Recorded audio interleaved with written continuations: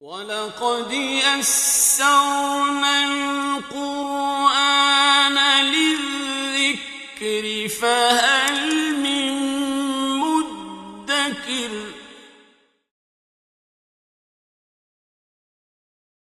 بسم الله الرحمن الرحيم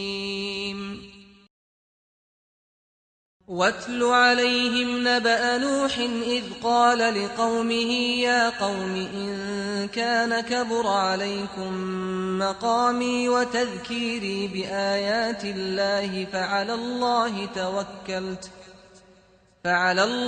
توكلت فأجمعوا أمركم وشركاءكم ثم لا يكن أمركم عليكم غمة ثم قضوا إلي ولا تنظرون فإن توليتم فما سألتكم من أجر إن أجري إلا على الله وأمرت أن أكون من المسلمين فكذبوه فنجيناه ومن معه في الفلك وجعلناهم خلائف وأغرقنا الذين كذبوا بآياتنا فانظر كيف كان عاقبة المنذرين ثم بعثنا من بعده رسلا إلى قومهم فجاءوهم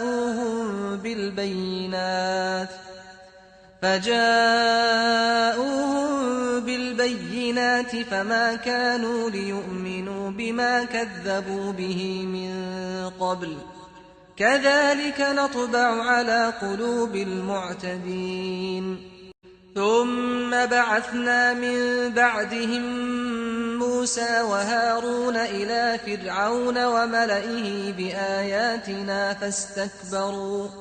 فاستكبروا وكانوا قوما مجرمين فلما جاءهم الحق من عندنا قالوا إن هذا لسحر مبين قال موسى أتقولون للحق لما جاءكم أسحر هذا ولا يفلح الساحرون قالوا أجئتنا لتلفتنا عما وجدنا عليه آباءنا وتكون لكما الكبرياء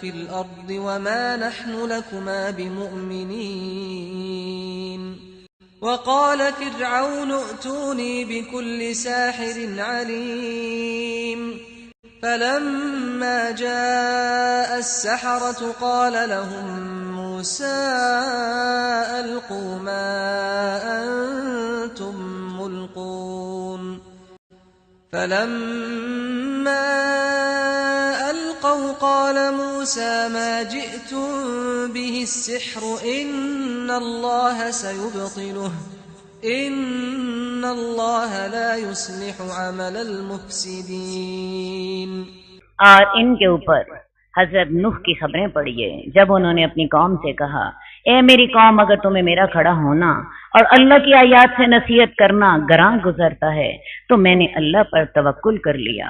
तुम और तुम्हारे शरीक एक ज़ाबिते पर मुत्तफिक हो जाओ और तुम्हारा मामला तुमसे मख्फी न रहे, फिर तुम मेरे बारे में फैसला कर गुजरो और मुझे डील ना दो। हजरत नूह उलुल अज़म पैगंबरों में से हैं। इन्होंने 950 साल तक अपनी कौम को तबलीग की। जब तबलीग करते हुए एक अरसा गुजर गया तो हजरत नूह ने अपनी कौम से कहा कि अगर तुम्हें मेरा खड़ा होना अच्छा नहीं लगता और अल्लाह की आयत के साथ नसीहत करना तुम्हें पसंद नहीं तो ऐसा करो कि तुम एक बात तय कर लो, तुम भी और तुम्हारे शरीक सारे मिल जाओ और मेरे खिलाफ जो करना है उसका फैसला कर लो और अभी कर लो, मुझे एक लम्हे की मोहलत। अंबिया का तवक्कुल इतना अजीम होता है کہ انبیاء ساری دنیا کے مقابلے میں ڈٹ کر کھڑے ہو جاتے ہیں. پھر تمہارا معاملہ تم پر مخفی نہ رہے، اپنا جو مقصد ہے واضح کر لو کہ ہمارا مقصد کیا ہے، نوح کو سزا دینا. سب مل جاؤ، اللہ کے اپنے سارے شریکوں کو بلا لو، میرے بارے میں جو فیصلہ کرنا ہے، مجھے سولی چڑھانی ہے، مجھے تم نے آگ میں ڈالنا ہے، یا جو کرنا ہے تم فیصلہ کر لو، اور مجھے ایک لمحے کی بھی مہلت نہ دے دو، ابھی کر لو جو کرنا. یہ حضرت نوح اپنی قوم کے جو نہ ماننے والے ہیں ان کو چیلنج دے رہے ہیں. اور اگر تم پھر جاؤ تو میں تم سے کوئی اجر نہیں مانگتا، میرا اجر تو اللہ کے ذمہ ہے، اور مجھے حکم دیا گیا ہے کہ میں مسلمانوں میں سے ہو جاؤں. اس آیت سے یہ بھی پتا چلا کہ حضرت نوح کا دین بھی اسلام ہی تھا، تو انہوں نے اس کو جھٹلا دیا، تو ہم نے ان کو نجات دے دی، اور جو ان کے ساتھ کشتی میں سوار تھے، اور ہم نے ان کو زمین کا جانشین بنا دیا، اور ہم نے ان لوگوں کو غرق کر دیا جنہوں نے ہماری آیات کو جھٹلایا تھا. تو آپ ذرا دیکھیے تو صحیح، جنہوں نے جھٹلایا تھا ان کا انجام، جن کو ڈرایا گیا تھا ان کا انجام کیسا ہوا تھا.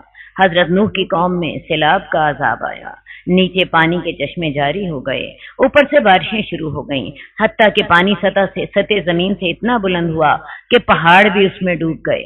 پھر جن لوگوں کو اللہ تعالیٰ نے حضرت نوح کے ساتھ کشتی میں سوار کرا دیا تھا وہی بچے، اور باقی سارے غرق ہو گئے. آئندہ نسل بھی انہی سے ہی چلی. تو آپ ذرا دیکھیے تو صحیح ان لوگوں کا انجام کیسا ہوا جو کہ ڈرائے گئے تھے. پھر ہم نے حضرت نوح کے بعد کئی رسولوں کو ان کی قوم کی طرف بھیجا، وہ ان کے پاس واضح نشانیاں لے کر آئے، مگر وہ لوگ اس بات پر ایمان نہ لائے جس کو وہ اس سے قبل جھٹلا چکے تھے. اسی طرح ہم حد سے بڑھنے والوں کے دلوں پر مہر لگا دیتے ہیں. مسلسل ضد اور ہٹ درمی سے دل میں قبول حق کی صلاحیت ہی ختم ہو جاتی ہے. اسی کیفیت کو دل پر مہر لگنا کہا جاتا ہے. پھر ہم نے اس کے بعد حضرت موسیٰ اور ہارون کو فرعون اور اس کے سرداروں کی طرف بھیج دیا اپنی آیات کے ساتھ، تو انہوں نے بھی تکبر کیا، اور وہ تو مجرم لوگ تھے. جب ان کے پاس ہماری پاس سے حق آیا تو وہ کہنے لگے یہ تو واضح جادوگر ہے، یہ تو واضح جادو ہے.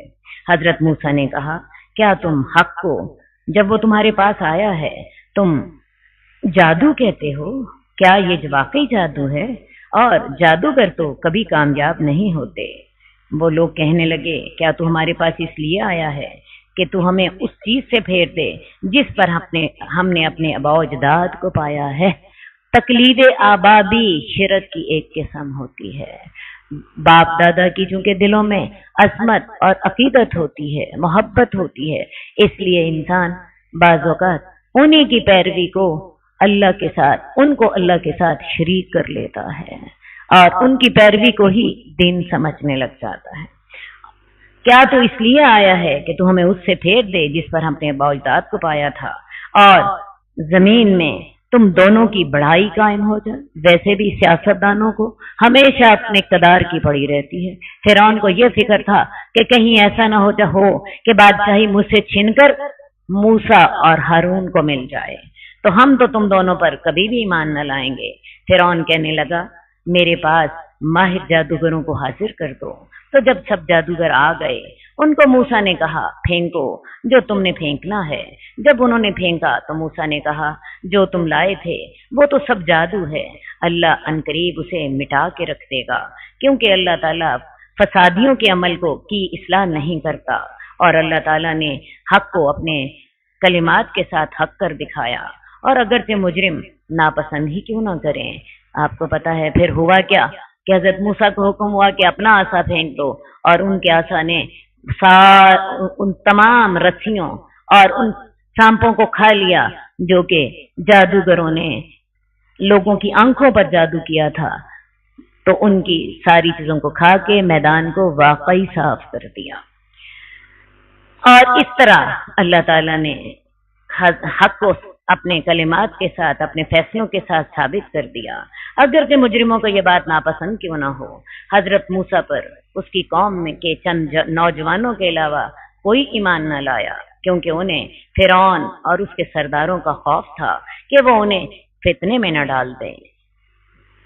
فرعون تو زمین میں بڑا سرکشی کرنے والا تھا اور وہ تو حد سے بڑھنے والا تھا۔ بنی اسرائیل پہلے ہی فرعون کے مظالم کا شکار تھے، وہ ان کے بیٹوں کو قتل کر دیتا، ان کی بیٹیوں کو زندہ رکھتا، تو لہٰذا اب بھی فرعون کے ڈر سے کچھ جوان جو تھے وہی ایمان لائے۔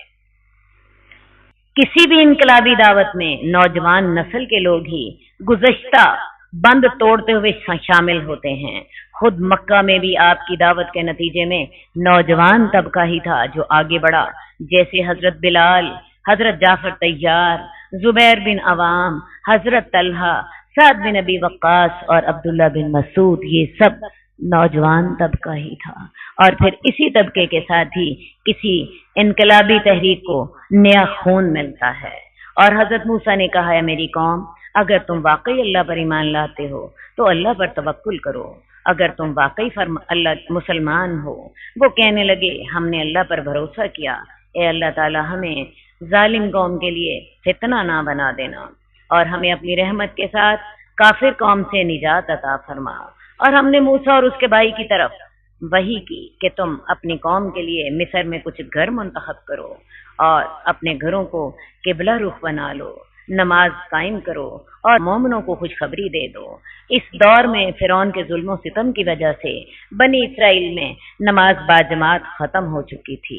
جب ایمان لانے والے نوجوانوں نے اللہ سے دعا کی کہ ہمیں کافروں سے نجات دے، تو اللہ تعالیٰ نے حضرت موسیٰ اور ہارون کو وحی کی کہ مصر میں کچھ لوگوں کو کچھ گھروں کو نماز باجماعت کے لیے منتخب کر لیا جائے اور نماز باجماعت کا ایک نظام قائم کیا جائے، اور اسی تربیت سے تم اس قابل ہو سکو گے کہ تم باطل سے ٹکر لے سکو، جس کے نتیجے میں اللہ تعالیٰ تمہیں ظالموں سے نجات دے گا اور مومنوں کو خوشخبری دے دو۔ اور موسیٰ نے کہا، اے رب ہمارے، تو نے فرعون کو اور اس کے سرداروں کو زینت دی ہے اور دنیا کی زندگی میں ٹھاٹ باٹ اور مال دے رکھا ہے، اے رب ہمارے، تاکہ وہ تیرے راستے سے گمراہ کرے۔ اللہ تو نے انہیں اس لیے مالدار بنایا ہے تاکہ وہ تیرا راستہ اختیار کرنے والوں پہ ظلم کر سکے۔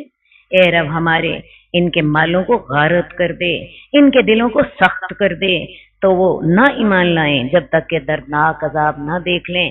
حضرت موسیٰ اور ہارون جن مشکل حالات سے گزر رہے تھے، ان مشکل حالات کا ایک عکس اس دعا میں موجود ہے۔ اللہ تعالیٰ تو نے مال انہیں اس لیے دیا ہے کہ وہ تیرے بندوں کے لیے زندگی تنگ کرتے ہیں۔ اللہ ان کے مالوں کو برباد کر دے، اللہ ان کے دلوں کو سخت کر دے۔ یہ تب ایمان لائیں جب ان کو عذاب سامنے آ جائے۔ اللہ تعالیٰ نے کہا، تمہاری دعا قبول کر لی گئی ہے، تم دونوں ثابت قدم رہنا اور ان لوگوں کے راستے کی پیروی نہ کرنا جو کہ علم نہیں رکھتے۔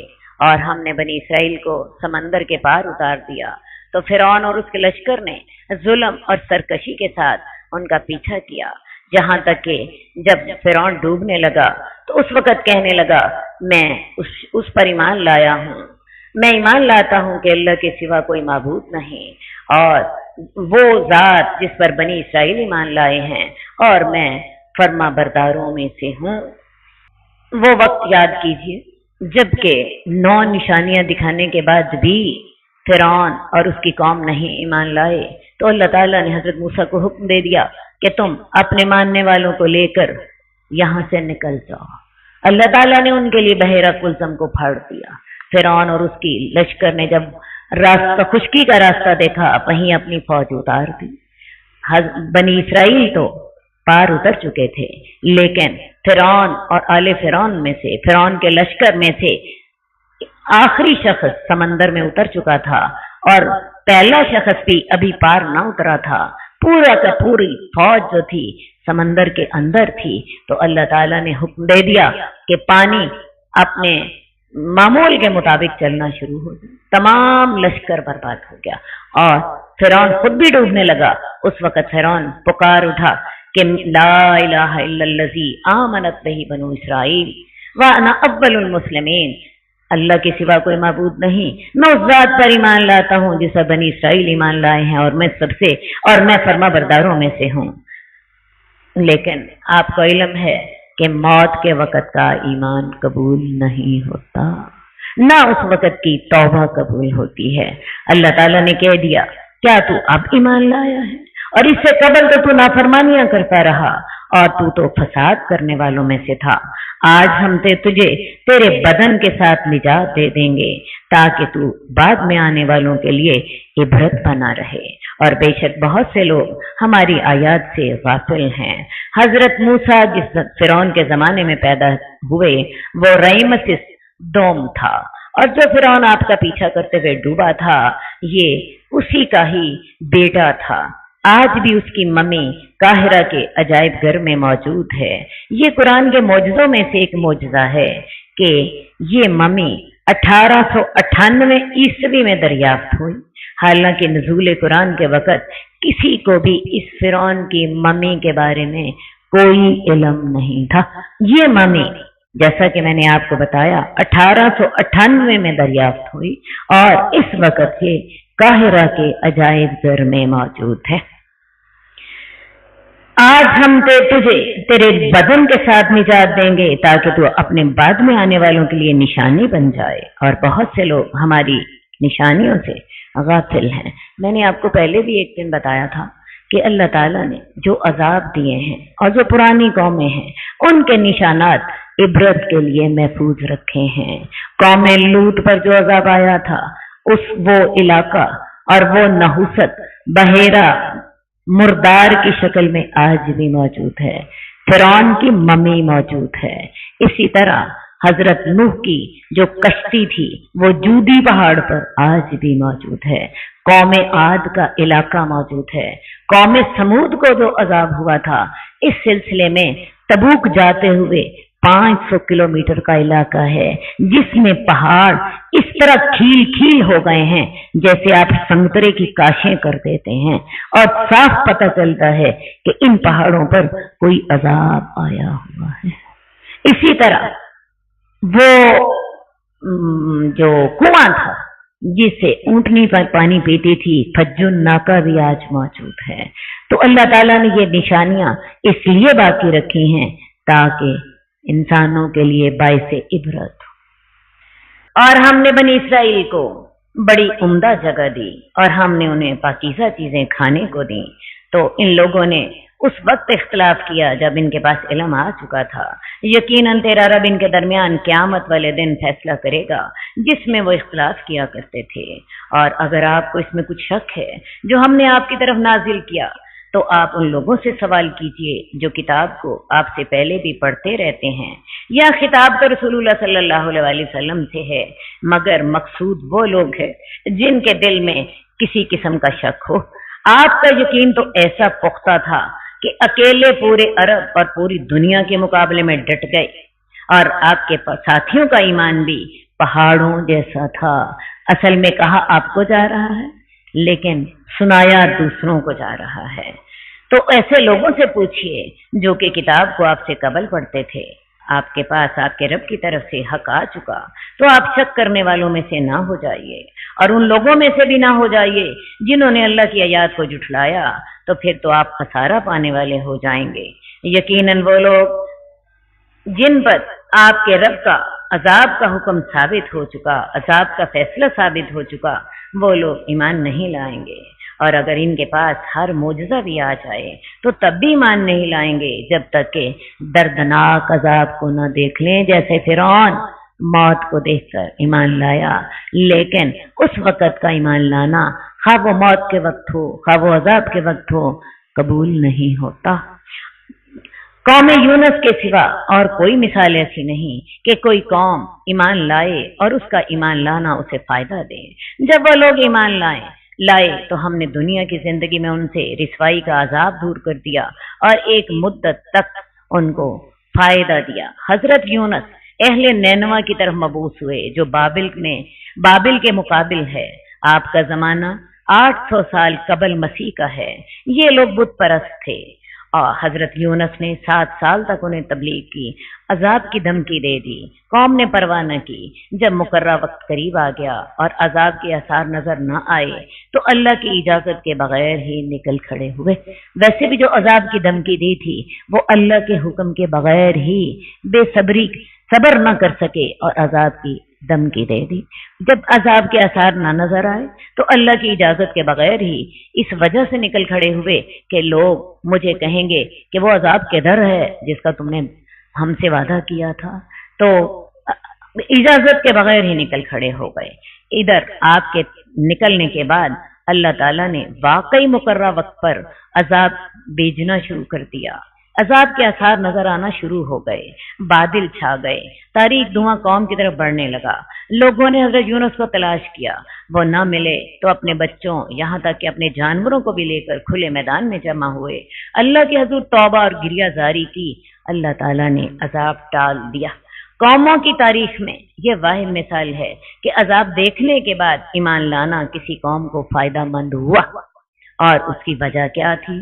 قرآن سے اس کی وضاحت تو نہیں ملتی، لیکن مفسرین کے مطابق چونکہ حضرت یونس وقت مقررہ سے پہلے ہی قوم کو اللہ کی اجازت کے بغیر ہی چھوڑ کر چلے گئے تھے اور اس قوم پر ابھی اتمام حجت نہیں ہوا تھا، لہذا اللہ تعالیٰ نے عذاب بھیجنا منظور نہیں کیا اور عذاب کے باوجود ان کی توبہ قبول کر لی۔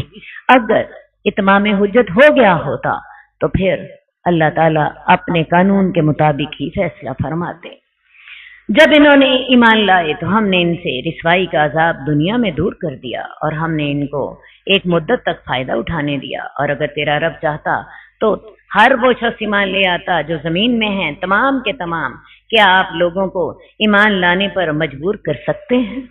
اور صحیح بات یہ ہے کہ نہیں کر سکتے۔ اگر اللہ کے رسول ایمان لانے پر مجبور کر سکتے ہوتے تو اپنے چچا کو کیوں مجبور نہ کرتے؟ اور کسی جان کے لیے یہ ممکن نہیں کہ وہ اللہ کے حکم کے بغیر ایمان لائے۔ یہاں اذن سے مراد توفیق ہے، اور ایمان کی توفیق اسے ہی ملتی ہے جو اللہ تعالیٰ کی دی ہوئی عقل استعمال کرتے ہوئے اپنی صلاحیتیں حق کے لیے استعمال کرے، اور یہ صلاحیتیں آنکھیں، کان، دل اور دماغ ہیں۔ جب انسان ان صلاحیتوں کو حق کی تلاش کے لیے استعمال کرتا ہے صحیح نیت کے ساتھ، اللہ اسے حق کی توفیق دے دیتے ہیں۔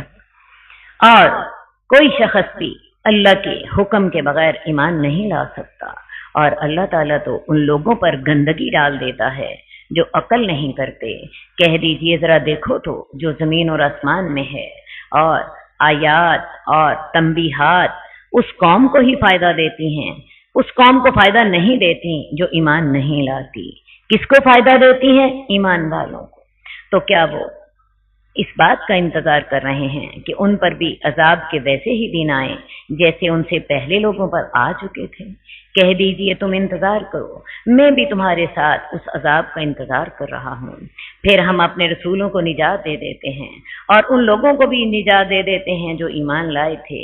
اسی طرح ہمارا طریقہ یہ ہے کہ ہم مومنوں کو بچا لینا ہمارے ذمے ہوتا ہے۔ کہہ دیجئے اے لوگو، اگر تم میرے دین کے بارے میں شک میں ہو تو میں ان کی عبادت کبھی بھی نہ کروں گا جن کی تم اللہ کے سوا عبادت کرتے ہو، اور لیکن میں اس اللہ کی عبادت کروں گا جو تمہیں فوت کرتا ہے۔ اصل میں موت ایک ایسی چیز ہے جس سے ہر انسان کو واسطہ پڑتا ہے۔ یہ اتنی بڑی حقیقت ہے کہ ساری دنیا ایک طرف ہوتی ہے اور اللہ کا حکم ایک طرف ہوتا ہے۔ اس وقت انسان کو احساس ہوتا ہے کہ ہاں واقعی اس کائنات کا کوئی حاکم ہے جو کہ جس کے ہاتھ میں زندگی اور موت ہے، اور مجھے حکم دیا گیا ہے کہ میں مومنوں میں سے ہو جاؤں، اور مجھے یہ بھی حکم دیا گیا ہے کہ میں اپنا چہرہ دین کے لیے یک طرفہ ہو کر قائم کر لوں، اور آپ ہرگز مشرکوں میں سے نہ ہو جائیے، اور اللہ کے سوا ایسے معبودوں کو نہ پکاریں جو آپ کو نفع بھی نہیں دیتے اور آپ کو نقصان بھی نہیں دیتے۔ اگر تو ایسا کرے گا تو اے نبی اس وقت تو ظالموں میں سے ہو جائے گا، اور اگر اللہ تعالیٰ تجھے کوئی تکلیف پہنچانا چاہے تو اسے کوئی نہیں کھول سکتا مگر اللہ ہی، اور اگر اللہ تعالیٰ تجھے کوئی خیر پہنچانا چاہے تو اللہ کے فضل کو کوئی رد نہیں کر سکتا۔ یہی عقیدہ ہے جس سے شرک کی جڑ کٹ جاتی ہے۔ اس عقیدے کو آپ جتنا پکا کر لیں گی اتنا ہی فائدہ مند ہوگا۔ اگر اللہ کوئی تکلیف پہنچانا چاہے، ساری دنیا مل جائے، وہ تکلیف دور نہیں ہو سکتی، تو کیا فائدہ کسی زندہ یا کسی مردہ کے مزار پہ جانے کا؟ اور اگر اللہ تعالیٰ کوئی خیر دینا چاہتا ہے، ساری دنیا بھی مخالف ہو جائے، وہ خیر مل کے ہی رہتی ہے۔ اور اللہ تعالیٰ تو اپنے بندوں میں سے جس کو چاہتا ہے نواز دیتا ہے، اور وہ بخشنے والا اور مہربان ہے۔ حاجت روائی یا مشکل کشائی کے لیے غیر اللہ سے دعا کرنا واضح شرک ہے، یہاں تک کہ اگرچہ مانگا تو اللہ ہی سے جائے، مگر اس میں واسطہ کسی اور کا دے دیا جائے، جیسے ولیوں کا، پیروں فقیروں کا، یا نعوذ باللہ رسول اللہ صلی اللہ علیہ وسلم کا، یا کسی اور سے دعا کی جائے کہ وہ اللہ کے ہاں سفارش کر دے، یہ بھی شرک کی مختلف شکلیں ہیں۔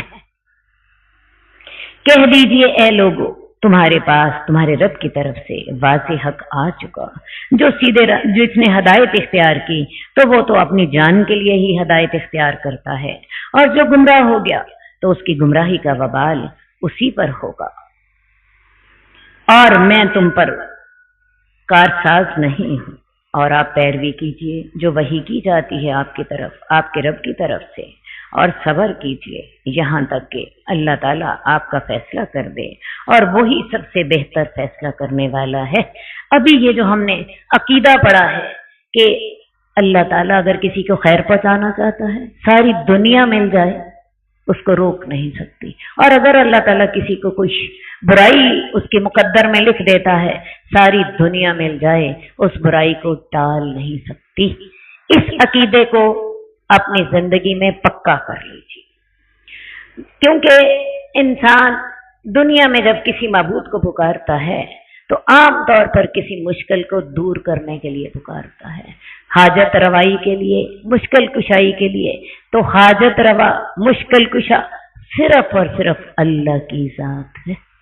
اللہ کے علاوہ کوئی شخص نہ حاجت روا، نہ مشکل کشا، نہ تکلیف دور کرنے والا، نہ کوئی زندہ، نہ کوئی مردہ۔ یہ اختیار صرف اور صرف اللہ ہی کے پاس ہے، اور یہ قرآن مجید میں بڑی جگہوں پہ اللہ تعالیٰ نے واضح کیا ہے۔ اگر اس عقیدے میں آپ پختہ ہو جائیں تو پھر کسی پیر، کسی ولی کے ہاں داغے باندھنے کی، منتیں ماننے کی کوئی ضرورت نہیں ہے۔ اسی طرح کسی کو واسطہ دینا، کسی کے طفیل دعائیں مانگنا، کسی کے صدقے دعائیں مانگنا، یہ بھی شرک ہی کا ایک طریقہ ہے۔ اللہ تعالی ہمیں توحید پر قائم رکھے اور خالص اللہ سے دعا کرنے کی توفیق عطا فرمائے، جیسا کہ اللہ تعالیٰ نے ہمیں خود طریقہ بتایا ہے۔ میں آپ کو بتاؤں، پورا قرآن مجید پڑھ جائیے، پورا ذخیرہ حدیث پڑھ جائیے، کسی جگہ سے بھی آپ کو کوئی دعا ایسی نہیں ملے گی جس میں اللہ تعالیٰ نے ہمیں وسیلہ ڈال کر دکھایا ہو۔ کوئی نبوی دعا بھی ایسی نہیں ملے گی جس میں رسول اللہ صلی اللہ علیہ وسلم نے اور کوئی نہیں تو حضرت ابراہیم ہی کا وسیلہ دے دیا ہو۔ میں نے حضرت ابراہیم کا نام اس لیے لیا کیونکہ حضرت ابراہیم کے بارے میں ہم درود میں دعا کرتے ہیں کہ اللہ تعالیٰ ہمارے نبی پر ویسی رحمتیں کرنا، ویسی برکتیں بھیجنا جیسے آل ابراہیم پر کی گئی ہیں۔ تو رسول اللہ صلی اللہ علیہ وسلم نے کسی دعا میں حضرت ابراہیم کا وسیلہ بھی نہیں ڈالا۔ اگر کسی کو کوئی ایسی دعا ملتی ہے تو میرا اس کو چیلنج ہے، وہ دعا مجھے دکھائے۔ ایسی کوئی دعا ہے ہی، کیونکہ یہ تمام شرک کے چور دروازے ہیں۔ اللہ تعالی ہمیں خالص توحید کی توفیق عطا فرمائے۔ اللہ تعالی ہمیں ہدایت کی توفیق عطا فرمائے۔ قد خصك الرحمن بالفضل والتيجان والروح والريحان يا حامل القرآن قد خصك الرحمن بالفضل والتيجان